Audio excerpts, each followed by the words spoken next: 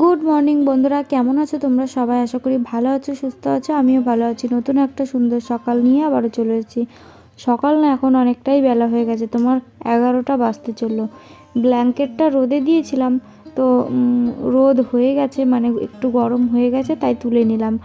তারপরে দেখো বাড়িতে চলে এসছে গাড়ি ভর্তি করে ইট। এই ইটগুলো কিন্তু আমাদের না, আমার শ্বশুর বাবার ইট, ঠিক আছে।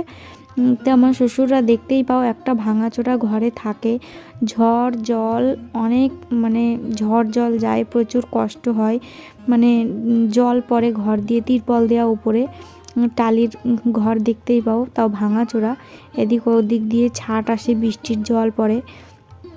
তো অনেক দিনের আফসোস এবার হয়তো পূরণ হবে আমার শ্বশুরমশাইয়ের। তো অনেক আফসোস করতো যে পাকা ঘরে থাকতে পারে না, ঠিক আছে, তার জন্য প্রচুর আফসোস করতো। এই ঘরটা করছে, ঠিক আছে, মানে সব টাকা কিন্তু নিজের না, ঠিক আছে, অনেক টাকা কিন্তু ঋণও আছে, ওর কাছে ধার ধর করে নিয়ে বলল যে এইবার হচ্ছে ঝড় বৃষ্টি আসার আগ দিয়েই, মানে বৈশাখ মাস জ্যৈষ্ঠ মাসে তো ঝড় আসে, বুঝতেই পারো খুব কষ্ট হয়। তো বৈশাখ জ্যৈষ্ঠ মাসে ঝড় বৃষ্টি আসার আগ দিয়ে ঘরটাকে ঠিক করবে, না হলে ওই ঘরে তো থাকতেই পারে না, পাকা ঘরে দৌড় মারতে হয়। রান্নাঘরের মানে ওই ঘরটার বারান্দা টারান্দা উনুন টুনুন ভিজে একদম যাচ্ছে তাই অবস্থা হয়ে যায়, লেপ কেথাও ভিজে যায়, প্রচুর কষ্ট করেছে। তো এবার ভাবছে ধার দেনা করে হোক, আর নিজের কিছু গোছানো ছিল সেই সমস্ত টাকা দিয়ে তো ঘরটা এবার ঠিকঠাক করেই নেব। ছাদ দেবে না হয়তো, দেয়াল গেঁথে নেবে আর উপরে টিন দেবে। তারপরে দেখো পৌষ পার্বণের জন্য এখানে হচ্ছে আতপ চাল ভিজিয়ে, তারপরে হচ্ছে আমার বড় মারদের এটা, ঠিক আছে, আতপ চাল ভিজিয়ে দেখো রোদে 2-3 দিন ধরে শুকাতে দিয়েছে, তারপরে দেবে ভাঙাতে।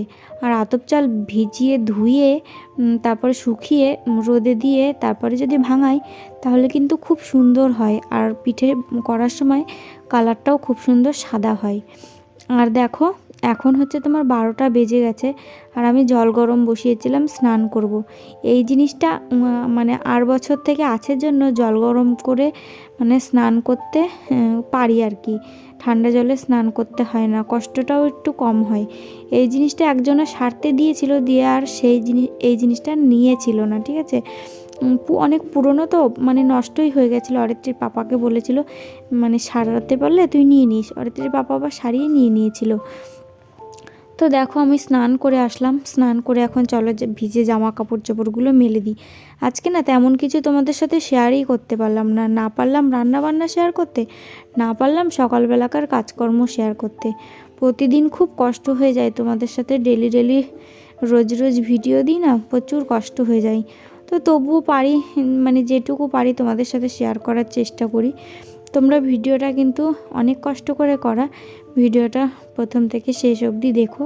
আর কথা বলছি, ভয়েস দিচ্ছি, জানো আমার হাঁপ লেগে আসছে, এত কষ্ট হচ্ছে এখন, জানো না, কিন্তু কিছু করার নেই, করতে তো হবেই, তাই না বন্ধুরা?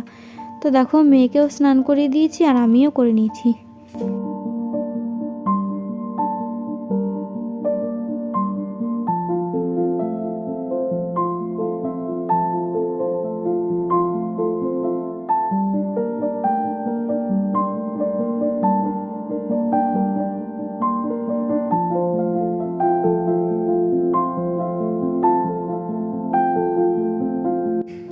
তো এই দেখো এখন চলো রোদে বসে বসে, প্রতিদিনই আমরা কিন্তু স্নান করার পর রোদে বসে বসে এইভাবে তেল মাখি, মাথাটাকে চিরুনি করি, তারপরে সিঁদুর পরি, সব রোদে বসে বসে করি। রোদ আর কতটুকু সময়ই বা থাকে, এই ধরো রোদ উঠতে উঠতে 12:30 12টা, কোনো দিন 1টাও বেজে যায়। তো এরকম টাইমে রোদ আসে, 2 ঘন্টা কি 2.5 ঘন্টা রোদ থাকে, তারপরে আবার রোদ চলে যায়। এই তো মানে এত ঠান্ডা পড়ছে কদিন ধরে, এত ঠান্ডা পড়ছে কি বলবো। তো মেয়েকে এই যে তেল মাখিয়ে দিলাম, মাথাটা চিরুনি করিয়ে দেবো, তারপরে জামা টামা পরিয়ে দিয়েছি। তো চলো এখন ও বসে বসে এখন কিছু খাবে।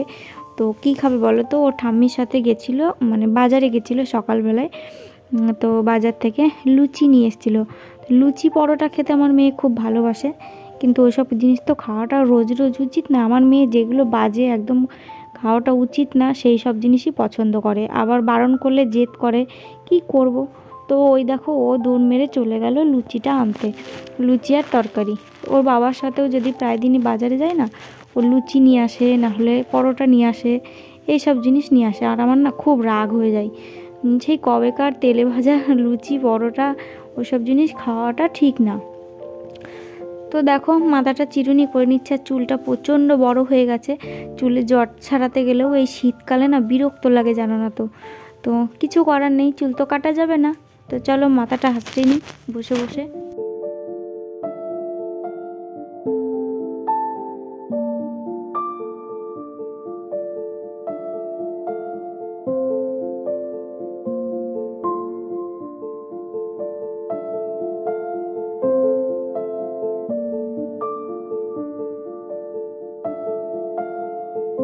তো দেখো বন্ধুরা, রোদে বসে বসে চিরুনি করলে, সিঁদুর পরলে গাটাও এদিকে গরম হয়, চুলটাও মোটামুটি হালকা হালকা শুকায়, আর হচ্ছে আমার এদিকে কাজগুলোও হয়ে যায়। আর এই ছান করে উঠে ঘরের ভেতরে তো ঢুকতেই ইচ্ছা করে না। ঘর মানে বাইরে প্রায় 10-15-20 মিনিট মতন বসে থাকি, এগুলো করতেই সময় কেটে যায়, তারপরে যাই ঘরে। তো এই দেখো লুচি নিয়ে এসছে, 4টে লুচি আর একটুখানি তরকারি দেবে, 10 টাকা নেবে। আর লুচির সাইজ কি দেখলেই তোমার রাগ ধরে যাবে, এত ছোট ছোট লুচি দেবে, তাই 10 টাকা নেয়। আর অবশ্য নেবেই না বা কেন বলো, এখন সব জিনিসের কত দাম, যেমন মানে তেলের দাম, তেমনি সবজির, তেমনি তোমার আটার দাম।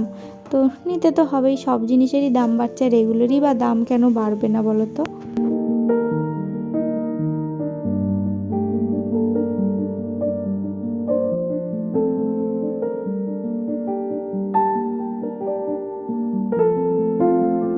তো এই দেখো বন্ধুরা, মেয়ের কাছ থেকে একটা লুচি নিলাম আর একটু তরকারি নিলাম। তো বাসি মুখটা ভাঙছি, ঠিক আছে, স্নান করলেই কিন্তু বাসি মুখ হয়ে যায়। তো ওর কাছ থেকে একটা লুচি তরকারি নিলাম, একটুখানি খেয়ে নিচ্ছি। আমাদের মধ্যে এই নিয়মটা আছে, কোন নিয়মটা বলো তো, চলো তোমাদের সাথে শেয়ার করি। নিয়মটা হলো সকালবেলায় বাসি মুখে আর স্নান করে ওঠার পরেও মুখটা বাসি হয়ে যায়, ঠিক আছে। ওই বাসি মুখে ফল খাওয়াটা কিন্তু উচিত নয়। জানি আমি, এটা অনেকেই জানে, অনেকের মধ্যে আছে। তো এই ফল খেলে বাসি মুখে, তাহলে কিন্তু বাবা মায়ের আয়ু কমে যায়, ঠিক আছে। তো তার জন্য বাসি মুখটা ভাঙলাম। আর এদিকে দেখো আমার শাশুড়ি মা সরা নিয়ে এসছে, বাজারে গেছিলো সকালে। এই সরাটার দাম নিয়েছে 30 টাকা। এই সরাগুলো না আমার খুব একটা পছন্দ হয় না, কেন বলো তো, একটা করে পিঠে দেওয়া যায় এগুলোতে, আর যেগুলোতে 5টা করে পিঠে দেওয়া যায়, 4টে করে দেওয়া যায়, সেগুলো আমার খুব ভালো লাগে, দেখতেই ভালো লাগে ওগুলো। তো কী আর করা যাবে, এনেই এই দেখো রোদে দিয়ে দিলাম। তো এগুলোকে এক খোলার পিঠে বলে, ঠিক আছে। 2 দিন পরেই তো পৌষ পার্বণ, পিঠে করার দিন। তো সেই দিনকে পিঠে করবে। তারপরে দেখো আবারও এক গাড়ি ইট নিয়ে আসলো। আর ওই যে দেখা যাচ্ছে আমার ননদ ওখানে দাঁড়িয়েছিল, আর আমার শ্বশুর বাবার ঘরও দেখা যাচ্ছে। এই দেখো আমার শ্বশুরের ঘর ভেঙে একদম বেরিয়ে আসছে। তো কী আর করা যাবে, অনেক দিন ধরে কষ্ট করলো, এবার হয়তো অনেক দিনের আফসোসটা মিটবে। তো স্নান করব, এখন স্নান করলাম, এখন তো ঘুমাতে যাব। তার আগ দিয়ে ছাগলকে ভালো করে আটা দিয়ে বিচুলি দিয়ে মাখিয়ে দিয়ে তারপরে ওদেরকে দিয়ে তারপরে যাব শুতে। না হলে এত ডাকবে, এত ডাকবে, কান মাথা পুরো শেষ করে ফেলবে। তো কি আর করা যাবে, চলো মাখিয়ে টাখিয়ে দিই, তারপরে জাগা মতন এগুলো গুছিয়ে রেখে সোজা চলে যাব ঘরে।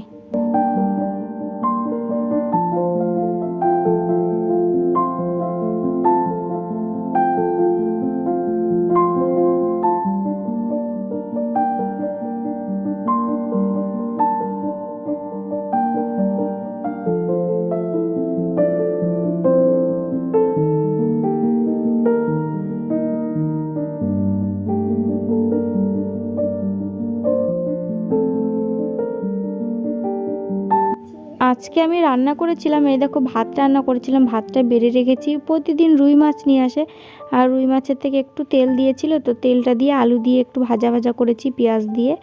আর এই দেখো এখানে রুই মাছের ঝোল করেছি। অন্যান্য মাছ না অরিত্রীর পাপা আনতেই চায় না, কারণ নিজে যে খেতে চায় না, তার জন্য রুই মাছ ছাড়া অন্য কোনো মাছই আনতে চায় না। আর নিয়েছিলাম আমি 1 পোয়া মতন দুধ, ঠিক আছে। তো এই দেখো অরিত্রী বলছে মা আমি ভাত খাবো না। তাই আমি বললাম ঠিক আছে, ভাত যতক্ষণ খাবি না, কারণ স্নান করার আগ দিয়ে কিছু খাইয়েছিলাম ওকে, হ্যাঁ লুচি খেয়েছিল। তো তোর খিদে নেই, ভাত খাবি না, তাহলে দুধ খা। তো ওকে একটু দুধ দিলাম, দুধ খেয়ে টেয়ে পড়তে চলে গেল। আর এই দেখো আমি এখন ভাত খেতে বসে পড়েছি, ভাত খাচ্ছি।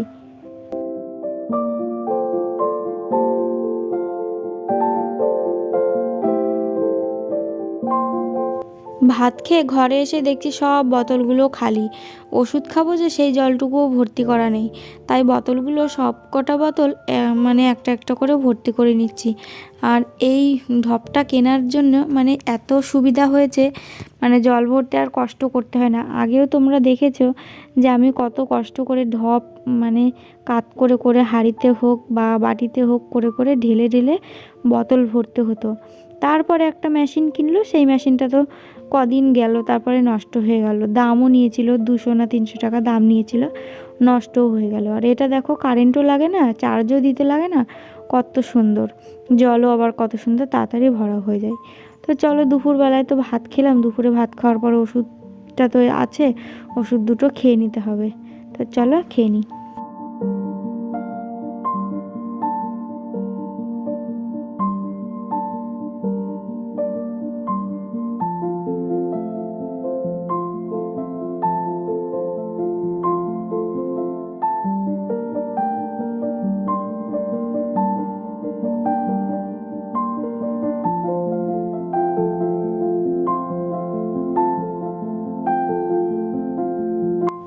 তো এখানে মোট 3000 মতন ইট আছে, ঠিক আছে।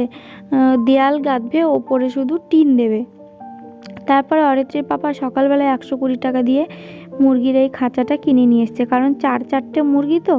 ওই মুরগিগুলো না একটা মানে র্যাক আছে ঘরের ভেতরে, খাঁচা টাচা নেই, তো র্যাকের ভেতরে বসে বসে না মারামারি করে, মানে হয় না একটা র্যাকে। আর প্রত্যেকটা মুরগির না বাত চলে এসছে, মানে তাওয়া এসছে, তো একই জায়গায় বসে আছে। ভাবছি কি একটা মুরগিকে তাওয়ায় বসিয়ে দেবো, তার জন্য বললাম কি একটা খাঁচা কিনে নিয়ে আসতে। তারপরে দেখো অরিত্রীর পাপা একটা খাঁচা কিনে নিয়ে এসছে। তো এই খাঁচাটার ভেতরে 3টে মুরগি রেখে দেব, আর একটা মুরগিকে তাওয়ায় বসাবো।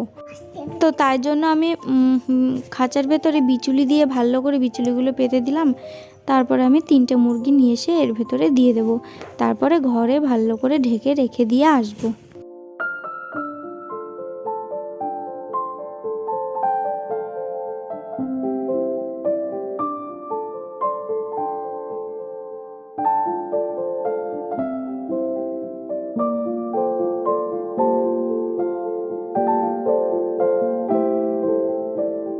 তো এখন হচ্ছে বিকেলবেলা, দেখো মুরগি তুললাম, ছাগল তুললাম, দিয়ে ঘরে দরজাটা আটকে দিলাম। তো তারপরে দেখো বন্ধুরা, এই যে এখন সন্ধ্যা লেগে গেছে, সন্ধ্যা ঘোর হয়ে গেছে। অরিত্রীর পাপা এই মাত্র বাড়ি আসলো, তো এখন সন্ধ্যাবেলা এসে ভাত খাচ্ছে। আর আমার খুব ইচ্ছা করছিল, সকালবেলা 1 পোয়া দুধ নিয়েছিলাম, একটুখানি পায়েস করলে কেমন হয়।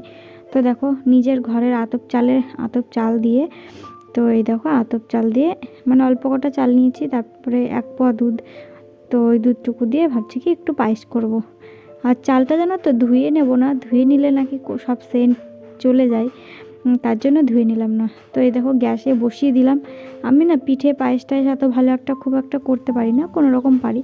তো দিয়ে দিলাম তেজপাতা, তারপরে দিয়ে দিলাম তোমার এই দেখো ঘরে ছিল কিশমিশ অল্প কটা, তো সেই কিশমিশ কটা দিয়ে দিলাম। আর খুব ভালোভাবে নাড়তে হবে যেন তলায় লেগে না যায়। তো চলো আমি পায়েসটা করতে থাকি, আর তোমরা ভিডিওটা প্রথম থেকে শেষ অবধি তো দেখেছো, তার জন্য অনেক অনেক ধন্যবাদ। তো ভালো লাগলে একটা লাইক করে দিও, চ্যানেলটা সাবস্ক্রাইব করে দিও। তো চলো বন্ধুরা, আজকের মতন এই পর্যন্তই, টাটা বাই, সবাই ভালো থেকো, সুস্থ থেকো।